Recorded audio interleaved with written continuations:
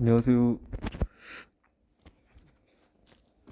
자, 지금부터 이제 생명과학 두 번째 수업 시작하겠습니다. 여기서 우리가 배울 거는 이제 생물의 특성인데요. 크게 이제 6가지가 있습니다. 생물의 특성. 뭐 세포로 구성된다. 이제 차근차근 볼 겁니다. 그 중에서 이제 이 6개를 다시 또 묶었어요. 4개, 2개로 묶었는데 이제 요 4개 묶은 거 이게 개체 유지 현상입니다. 하나의 생물이 살아있는 상태를 유지하기 위해서 일어나는 현상들 이 뜻인데 뭐 카테고리는 그리 중요하지 않아요. 이것들을 6가지를 어떤 경우에 해당하는지 이거를 구분할 수 있는 게 중요합니다. 알겠죠? 그러니까 예시를 보고 이 예시가 6가지 특성 중에 어디에 해당하는지 이거를 이제 알 수 있어야 됩니다. 자, 첫 번째 가장 중요한 특성입니다. 생명체는 세포로 구성된다. 반대로 얘기하면 세포로 펜이 안 나오노? 그 세포로 구성되지 않은 것은 생명체가 아니다. 이렇게 이해를 하면 되겠죠. 그래서 생명체는 세포로 구성된다. 이 세포라는 게 무엇이냐? 생명체의 구조적, 기능적 최소한의 기본 단위다. 이렇게 생각을 하면 됩니다.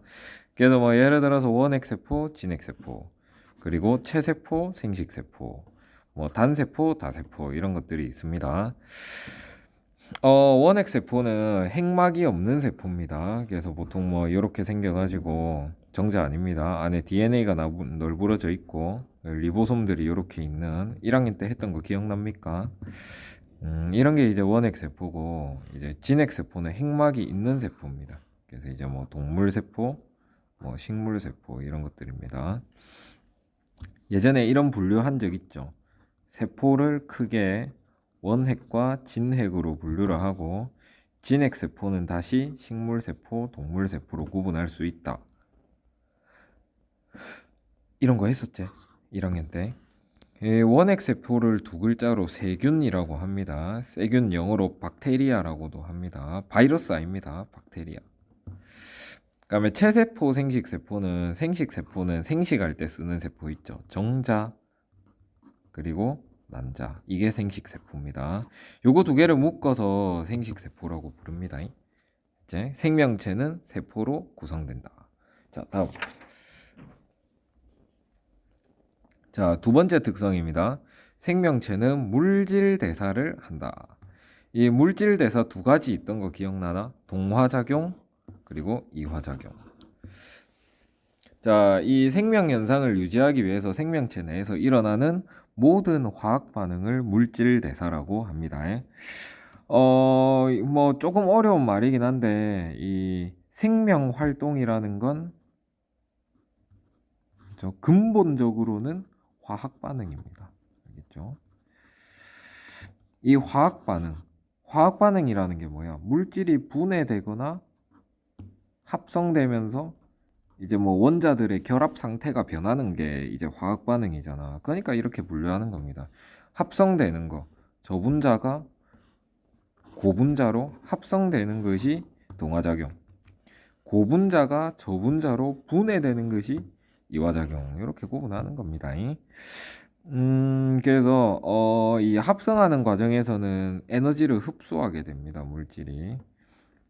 그래서 유기물을 생성한다. 그래서 예를 들면 이제 광합성은 포도당을 합성하는 겁니다. 그래서 포도당 합성, 광합성 같은 말입니다. 물론 고등학교 단계에서는 그리고 단백질 합성, 뭐 요소 합성, 그리고 글리코젠 합성, 뭐 이런 것들. 뭐 단백질에 뭐 효소나 뭐 항체들이 이제 포함되니까 이런 것들을 합성한다. 이것도 이제 동화작용. 그 단백질을 합성하는 거 두 글자로 번역이라 하잖아요. 이 번역도 이제 동화작용 이렇게 생각할 수 있는 겁니다. 반대로 이화작용을 했을 때는 이제 고분자가 저분자로 분해가 되면서 이제 에너지가 방출됩니다. 그래서 발열이라 하고 물론 뭐 이 에너지가 방출되면서 이제 ATP가 뭔지는 나중에 배울 겁니다. 이런 에너지 단위 물질을 또 생성할 수도 있고 또 아닐 수도 있습니다. 그냥 열로만 그냥 날아갈 수도 있습니다. 그래서 대표적인 게 세포호흡. 세포호흡은 이제 포도당을 분해한다고 했는데 포도당 말고 뭐 단백질, 뭐 지방 이런 것도 분해하는 겁니다. 분해해서 이제 에너지를 이제 얻는 거죠. 뭐 소화. 소화는 이제 뭐 녹말 같은 게 분해돼서 뭐 포도당이 되고 하재 분해. 글리코젠의 분해. 아, 글리코젠이 뭐냐면 그 포도당 덩어리입니다. 혹시 1학년 때 기억이 나는가 모르겠네. 포도당이 이제 막 이렇게 연결돼 있어. 연결돼 있는데 이게 식물한테는 이 포도당 중합체죠. 포도당의 중합체가 섬유처럼 존재합니다. 이거를 셀룰로스. 그리고 식물체 요게 약간 덩어리로 존재해요. 이런 식으로 포도당이 막 이렇게 연결돼 가지고 녹말. 이게 만약에 동물 세포에서 이렇게 돼 있다. 동물 세포는 사실 더 압축이 돼 있거든요. 요게 이런 경우는 이제 글리코젠이라고 부릅니다. 아, 요 있네. 알겠죠? 마찬가지로 뭐 녹말의 분해도 이 이화작용에 들어갑니다. 녹말의 분해 그래 소화할 때 녹말의 분해 일어나잖아요. 알코올의 분해 뭐 이런 것도 다 이제 이화작용입니다. 분해라는 공통점이 있죠. 자, 다음 보겠습니다. 혹시 이거 기억나는가 모르겠네요. 그래프. 자, 동화작용에서는 이제 요만큼 에너지가 올라갔다는 말은 요 에너지 어디서 나왔겠어? 바깥에서 흡수를 했겠죠. 바깥에서 흡수를 하니까 요 물질의 에너지가 늘어났지 요만큼. 그래서 흡열. 자, 반대로 이하작용은 이 에너지가 요만큼 에너지 그래프입니다. 에너지가 요만큼 줄어들었지? 그럼 요 에너지 어디 가겠노? 방출되겠지? 그래서 이거를 발열 반응 부릅니다. 근데 사실 이 흡열된 것보다 조금 더 위로 올라가 있지? 활성화 에너지. 혹시 이런 개념들 기억나나? 이것도 마찬가지. 줄어든 에너지보다 처음 시작점은 조금 올라갔다가 다시 내려가지. 이 조금 올라가는 요게 활성화 에너지입니다. 그래서 우리 그 1학년 때는 이화작용의 활성화 에너지만 다뤘었지. 하지만 이제 동화작용 활성화 에너지는 활성화 에너지 정의가 뭐야? 반응을 시작하기 위한 최소한의 에너지 투자잖아. 맞지? 그러니까 여기도 마찬가지입니다. 이 반응이 발열 반응이 일어나기 위해서는 요만큼을 투자해야 이제 스타트 되는 거지. 결국 투자한 만큼 발열됩니다. 요만큼 더 발열되잖아. 요만큼 투자해서 요만큼 발열되고 그다음에 이 반응 자체의 발열이 또 되고. 그러니까 결국 똑같죠. 여기도 마찬가지입니다. 이거 합성을 할 때 이게 뭐 그냥 가만 놔두면 다짜고짜 합성되는 게 아니고 이제 요만큼 에너지를 투자하면은 이제 요만큼이 방출되고 이제 요거 빼기 이거 하면은 요만큼이 이제 그 흡수된 거지. 요 물질에 흡수된 에너지가 요만큼인 거지. 실제로는. 그래서 반응이 일어나기 위해서 필요한 에너지가 활성화 에너지였고 이 우리가 1학년 때 배웠던 거 효소에서 배웠던 거 이 활성화 에너지를 낮춰주는 게 이제 효소 역할이라고 했었습니다. 자, 다음 보겠습니다. 이 옛날에는 이 바이킹호가 엄청 그 수능 문제로 핫하게 나왔던 겁니다. 바이킹호가 뭐냐? 이 1990년대에 알겠죠? 어, 이제 그걸 했죠. 어, 요때까지는 화성에 생명체가 없을 거라고 생각은 했어요. 없을 거라고 생각은 했고 뭐 일반인들은 또 뭐 생각했겠죠. 화성에 생명체 있을 수도 있다. 그래서 사실 있는지 없는지 궁금하기도 했고 없다면 없는 증거가 좀 필요할 거 아니에요. 이때 발사했던 탐사선이 바로 바이킹호입니다. 최초로 이제 화성에 가서 의미 있는 탐사 활동을 했던 그거죠. 너희들 혹시 그냥 이거는 참고인데 그 코스모스라는 책 봤나? 칼 세이건 썼던 뭐 고등학교 과학 뭐 필독 책이죠.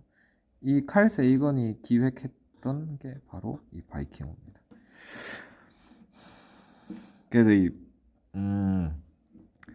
제가 이 바이킹호가 실행했던 이제 화성 생명체 탐사 실험인데요. 음, 이제 이 결과들을 보세요. 이 방사성 탄소로 이루어진 CO2를 집어넣었다. 그러니까 우리 CO2가 이렇게 생겼잖아요. C, 뭐 O, O 이렇게 생겼잖아요. 근데 C가 원래 10인데 이제 요 C를 이제 14C로 바꿔치기 하는 거지. 근데 이 14C가 뭐냐? 얘는 C, 그냥 C는 이게 보통 C입니다. 근데 이 보통 C는 12 생략하고 그냥 C로 쓰재. 보통 12는 그냥 생략합니다. 근데 14C는 이 12C보다 조금 더 무거워요. 무거워서 얘 특징이 뭐냐? 방사능을 내뿜습니다. 왜 이런 짓을 했느냐? 우리 CO2는 눈으로 볼 수가 없잖아. 맞지? CO2를 눈으로 볼 수 없기 때문에 이 C라는 게, 이 탄소가 눈에 안 보이잖아요. 현미경으로 봐도 안 보입니다. 그렇기 때문에 어떻게 하느냐? 이 C를 이제 방사능을 내뿜는 그 탄소를 낀가 넣어요. 치환을 해버리는 거지. 치환을 하면 얘가 뭘 하느냐? 예를 들어 뭐 여기 집에다가 요 방사능 CO2가 돌아다니면은 방사능 측정기를 써가지고 요걸 이게 돌아다니는 경로를 알 수 있어요. 알겠죠? 아니 우리 집에서 그냥 CO2가 돌아다니면 이거 뭐 어떻게 할 건데? 눈으로 볼 수 있는 것도 아니고. 근데 이 방사능을 달아놓으면 이제 방사능이 그 뭐 요새는 디카지만 옛날에 이제 필름으로 사진 찍을 때 있잖아. 필름으로 사진 찍을 때 방사능이 딱 있으면 방사능이 여기를 완전 시커멓게 딱 만들어 버려요. 방사능 때문에. 그러면 사진을 여러 장 찍어가지고 딱 관찰해 보면 이 방사능 이게 어디로 갔는지 알 수 있잖아. 알겠죠? 이 결국 이 방사능이라는 게 요새는 과학자들이 연구할 때 이제 방사능보다 더 좋은 걸 씁니다. 안전하고. 근데 옛날에 방법이 없었을 그런 시절에는 이 방사능을 이용해 가지고 위치 추적을 했어요. 그러니까 이게 뭐 GPS 같은 거지. 알겠죠?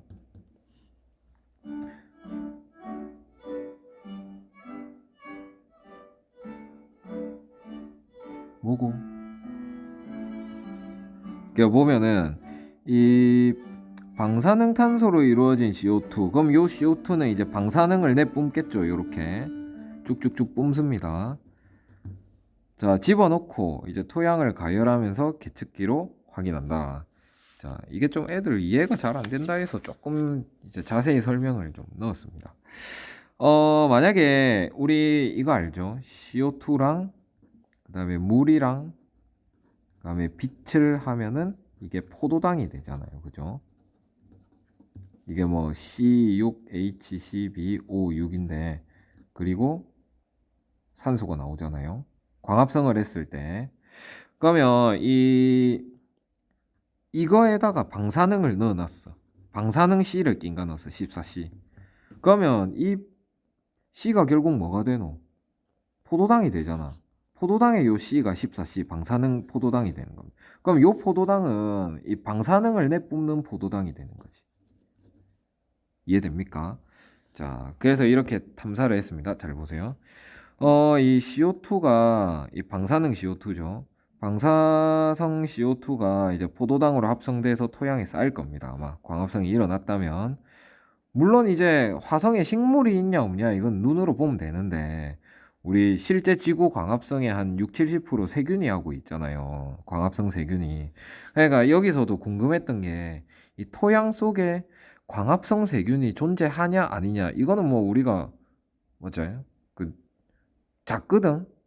어, 작거든요. 안 보이기 때문에 이제 간접적으로 이렇게 실험을 한 겁니다.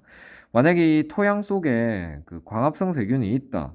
그러면 이게 이 방사능 CO2를 이제 이용해서 알겠죠? 방사능을 내뿜는 포도당이 만들어질 겁니다. 왜? 재료가 방사능 C니까. 알겠죠? 요게. 그러면 이 묻혀 있는 이 토양에 이제 방사능을 내뿜는 포도당이 묻혀 있겠죠. 그러면 이제 CO2를 이제 제거하고 토양을 가열해요. 가열하면 어찌 되겠노? 이게 끌어올라서 기화가 되겠죠. 기화가 되면은 이제 그 용기 안에 막 돌아댕길 거 아니야. 이렇게. 알겠죠? 원래는 이 방사능 포도당이 땅속에 있다가 가열을 해. 가열을 하면 이제 막 공기 중으로 돌아댕기겠죠. 그럼 여기다가 이제 공기 중에 측정기를 딱 달아요. 그러면 이 공기 중에 이 방사능 포도당이 있었으면 검출이 됐을 건데 방사능 검출이 안 되었다. 그 말은 CO2가 토양에 들어간 게 없다는 거지. 즉 광합성이 안 됐다는 거죠. 광합성이 안 됐으니까 뭐 굳이 포도당이 아니어도 돼. 하여튼 탄소 화합물이 아무것도 없다는 거지. 그러니까 이 CO2를 이용해서 이 토양에 어떤 생명체가 있다면 이걸 이용해서 뭔가 동화작용을 했겠지. 포도당이 굳이 포도당이 아니더라도 이 포도당은 뭐 지구 생명체 기준이니까 포도당이 아니더라도 뭔가를 만들긴 만들었겠지. 근데 CO2를 딱 치우고 나니까 이게 만들어진 게 아무것도 없으니까 검출이 공기 중에 아무것도 안 되는 거야. 알겠죠? 가가 제일 복잡해서 좀 자세히 설명했습니다. 그러니까 이 광합성이 안 일어났기 때문에 이 CO2가 뭐 토양에 뭐 흡수돼서 뭐 포도당이 됐다거나 뭐 아미노산 됐다거나 이런 거 전혀 없고 그냥 공기 중에 있다가 공기 중에 빼니까 그냥 그대로 다 쓸려 나간 겁니다. 왜? 생물이 없으니까 이용을 안 했잖아. 아무도. 자, 알겠습니까? 그래서 화성에는 적어도 이 광합성을 하는 생명체는 없다. 이 말인 거죠. 두 번째 실험 보겠습니다. 이제 세포호흡, 그러니까 이화작용을 하는 생명체가 있는지 한번 실험을 해봤습니다. 포도당인데, 이제 뭐 포도당 외에도 여러 가지 또 영양물질 후보를 섞어서 넣었어요. 왜? 지구의 생명체는 모두 포도당을 이용합니다. 근데 혹시 화성의 생명체는 포도당이 아닐 수도 있잖아. 그래서 일단은 이 화학적으로 그거 알지? 탄소화합물이 이제 유기물 이루는 거 알지? 탄소화합물이. 그 탄소화합물들을 여러 가지 넣었어요. 넣어가지고 이제 세포호흡을 한다면 이거를 분해해가지고 이제 발열, 에너지를 얻겠죠. 그래서 진짜 이걸 그러니까 이 방사능 탄소가 포함된 영양물질이니까 뭐 예를 들어 포도당이 있으면 포도당을 예로 하겠습니다. 그냥 포도당에 이제 이 방사능을 내뿜는 포도당이 있겠죠. 맞지? 만약에 이게 분해가 됐어. 그럼 어찌 되겠노? 포도당 분해되면 뭐 나오노? 일이 나온다 아이가. 그리고 에너지. 맞지? 이렇게 나올 건데 뭐 이거는 C 상관없지. 방사능 탄소가 있었으니까. 얘도 방사능 탄소. 즉 이산화탄소가 방사능을 내뿜겠지. 맞지? 얘는 이제 얘는 이제 토양 속에 있는 거고. 그럼 만약에 이제 화성 토양에 이제 이걸 분해하는 생명체가 존재했다. 포도당을 비롯한 여러 가지 영양물질을 분해하는 애가 있었다. 그러면 이걸 분해하면은 이게 나올 거 아이가. 그럼 공기 중에서 뭐가 검출되겠노? 방사능 CO2가 검출이 되겠지. 그런데 검출이 안 됐단 말이야. 공기 중에서 이 방사능 CO2가 검출이 안 됐어요. 그 말은 탄소화합물을 분해하는 생명체가 토양에 존재하지 않는단 말이지. 알겠죠? 그럼 탄소 말고 다른 원소를 분해하는 게 있을 수도 있는 거 아닙니까? 아닙니다. 유기물을 만드는 건 탄소화합물, 탄소고 탄소 이외의 물질은 어떤 의미 있는 뼈대를 구축할 수 없습니다. 유기물의 뼈대를. 1학년 때 했던 겁니다. 탄소 왜 굳이 탄소냐 뭐 이건 중요하지 않고 어쨌거나 이게 토양에 이 방사능 포도당을 분해하는 애가 없으니까 이 방사능 CO2가 나오지 않았다 이 말입니다. 알겠죠? 근데 공기 중에서 이 CO2가 검출이 안 됐다? 이 말은 방사능 CO2가 생성이 안 됐다는 뜻이고 이게 생성이 안 됐다는 말은 즉 분해하는 생명체가 존재하지 않았다는 겁니다. 알겠죠? 뭐 동물이 있냐 없냐 이건 그냥 눈으로 보면 되겠지. 근데 이제 세포호흡 에너지를 얻는 미생물이 존재하냐 없냐? 이거는 아닌 걸로 나왔다 이겁니다. 알라깔라에서 실험을 했는데 역시나 없었다. 자, 세 번째입니다. 자, 그러면 화성의 생물이 또 산소를 사용한다는 보장이 없으니까 이제 기체 조성이 변하는지 한번 실험을 해봤습니다. 그래서 이제 여러 가지 기체를 섞어서 집어넣고 이제 기체 분석기를 써가지고 이 기체의 어떤 조성이 변했는지, 그러니까 비율이 변했는지, 그러니까 뭐 지구 같으면 뭐 질소 얼마였노? 질소 하여튼 질소, 산소, 뭐 이산화탄소 이런 게 뭐 섞여 있잖아요. 비율이 있잖아. 근데 요 비율이 바뀌었는지 한번 실험을 해봤다 이겁니다. 예를 들어 뭐 산소를 사용했다 그러면 이게 뭐 줄어들겠지. 그런데 변화가 없었다는 거죠. 왜? 적어도 이 기체를 사용하는 물질 대사가 없었다는 거죠. 그래서 뭐 결국에는 화성 토양에는 생명체가 존재하지 않는다고 결론 낼 수 있다는 거죠. 실제로는 바이킹호가 한 45가지 정도 실험을 했습니다. 근데 이제 그 중에서 이제 고등학생 수준에서 좀 의미가 있는 거 3개를 추려내가지고 지금 이렇게 그 교과서에서 소개를 하는 겁니다. 알겠죠? 화성 토양에는 생명체가 없다. 뭐 진짜 못해도 바이킹호가 채취했던 그 토양에는 생명체가 없다고 할 수 있겠죠. 뭐 이런 실험을 이제 얘기하는 겁니다. 자, 그래서 마지막으로 이거는 이제 필기할 내용들 중간중간 스톱 해가지고 보세요. 자, 다음입니다. 세 번째 특성입니다. 자극에 대한 반응과 항상성. 바이킹호 이야기가 너무 길어졌다, 그죠? 좀 어렵긴 어려워. 그래서 자, 자극은 이제 생명체가 있으면 여기에서 외부에서 생명체로 뭔가 주는 겁니다. 압력, 온도, 뭐 찌릿, 뭐 화학물질, 중력, 하여튼 뭐 환경 변화 이게 전부 다 가해지는 자극. 이 뭐 대체할 단어가 없네요. 자극. 이 자극을 받으면 얘가 우럭 하면서 이제 반응을 한다. 이게 바로 반응입니다. 이거 뭐 반응이 뭐냐 설명해 보. 반응이 뭔지 설명해라. 이러면 또 좀 대체할 말도 없다 맞지? 뭐 뜨거운 곳에 손이 닿으면 손을 뗀다. 뜨거운 것이 자극이고 손을 뗀다가 반응이잖아.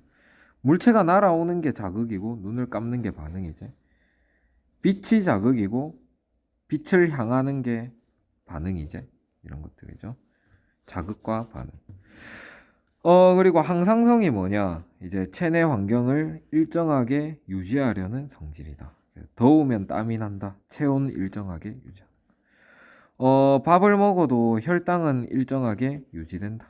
혈당 조절. 물을 많이 마시면 오줌이 증가한다. 삼투 이제 조절. 이런 것들이 전부 다 이제 항상성입니다. 이 외부에서 어떤 그런 환경 변화가 와도 우리 몸은 항상 일정한 상태를 유지하려고 한다. 아, 말을 빨리 해갖고 지금 머리가 아프다. 자, 다음. 자, 네 번째 특성입니다. 발생과 생장. 발생이라는 건 이제 하나의 세포인 수정란이 이제 하나의 개체가 되기까지 이제 뭐 세포 분열을 하고 세포 분열도 하면서 막 세포들이 물결치면서 팔이 돋아나고 다리가 돋아나고 막 척추가 생기고 뇌가 생기고 이런 게 발생입니다. 그냥 이거는 단세포는 해당 사항이 없지. 다세포 생물한테 해당되는 특성입니다.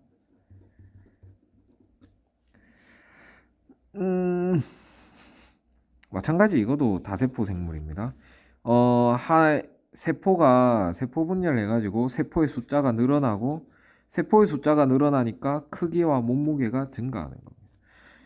그래서 우리가 보통 이제 1kg당 사람의 경우 1kg당 세포 1조개로 계산하거든요. 그러니까 내 몸무게가 뭐 예를 들어 60kg에서 70kg가 됐다. 그러면 세포의 숫자가 60조개에서 70조개로 늘었으니까 한 10조개 정도 늘었겠지. 이런 식으로 이제 뭐 몸이 커지고 무게가 증가하고 이런 게 전부 다 생장입니다. 알겠죠? 이 발생과 생장 이제 개념을 나눠놨는데 예를 들었습니다. 보세요. 개구리 알, 이 수정란이죠. 알이라는 건 수정란이죠. 이 알이 이제 올챙이가 되는 거. 그러니까 알에서 막 뇌가 생기고 눈깔이 생기고 꼬리가 생기고 아가미가 생기고 이런 게 이제 발생. 근데 올챙이 같은 경우는 이제 개구리가 되는 게 성장인데 생장인데 이 생장 과정에서 생김새가 한번 크게 변하지. 맞아요. 올챙이에서 개구리로 이런 거를 변태라고 합니다. 그러니까 변태는 생장에 포함되는 개념입니다. 이런 식으로 이제 생각하면 될 것 같습니다. 자, 다음. 아까 6가지 특징이 있는데 4개, 2개로 나눴다고 했죠. 4개를 개체 유지 현상, 2개를 종족 유지 현상 이렇게 나눴습니다. 뭐 이런 카테고리보다는 사실 요 6개 구분하는 게 좀 중요합니다. 종족을 이제 유지하기 위한 현상인데 이제 크게 이게 5번째 특성인 거죠. 아까 4개는 여기에 포함되는 거고 지금부터 5번째, 6번째는 여기 포함되는 겁니다. 종족 유지 현상. 생식과 유전. 생식은 이제 자손을 만드는 게 생식입니다. 크게 이제 무성생식, 유성생식이 있는데, 이제 뭐, 단세포 생물은 이제 무성생식합니다. 그냥 이분법. 이게 좀 아메바가 있다가, 단세포니까 하나의 세포잖아. 아메바가 살다가 세포 분열해. 2마리가 돼. 뭐야, 세포 하나가 2개가 됐네? 근데 아메바는 단세포니까 한 마리 한 마리야. 한 마리가 2마리가 됐네? 번식인 거지. 무성, 생식. 이런 겁니다.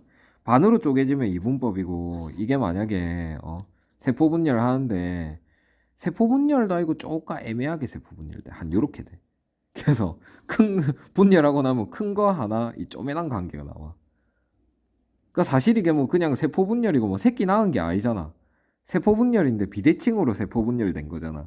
근데 이런 거는 이제 뭐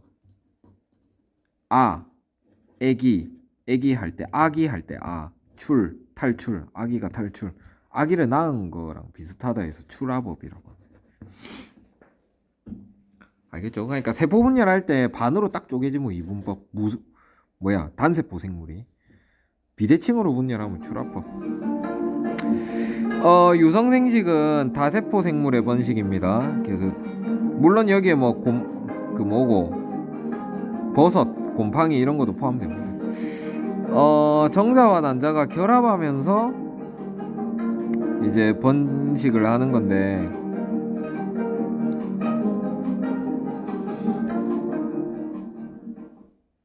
1, 3학년이 학교에 있으니까 종이 치긴 쳐야겠지. 이 무성생식은 특징이 세포가 그대로 분열하니까 2개 똑같아요. 유전 정보가. 똑같아요. 근데 이제 유성생식은 이제 정자랑 난자가 이제 합쳐져 가지고 나오기 때문에 엄마 아빠를 반반 섞은 아기가 나옵니다. 사람입니다.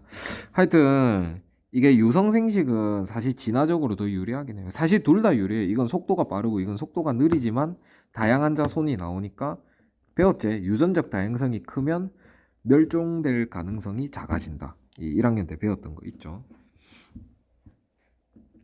그래서 이 수정란이 만들어지고 이 수정란이 발생하면서 하나의 개체가 되는 겁니다. 지금 말을 빨리 하면 머리가 아프네. 에이씨, 보겠습니다. 유전. 이 유전이라는 건 이 생식을 통해서 태어난 자손이 부모랑 닮는 겁니다. 닮는 거. 그래서 뭐 무성생식하면 닮는 게 아니고 그냥 똑같죠.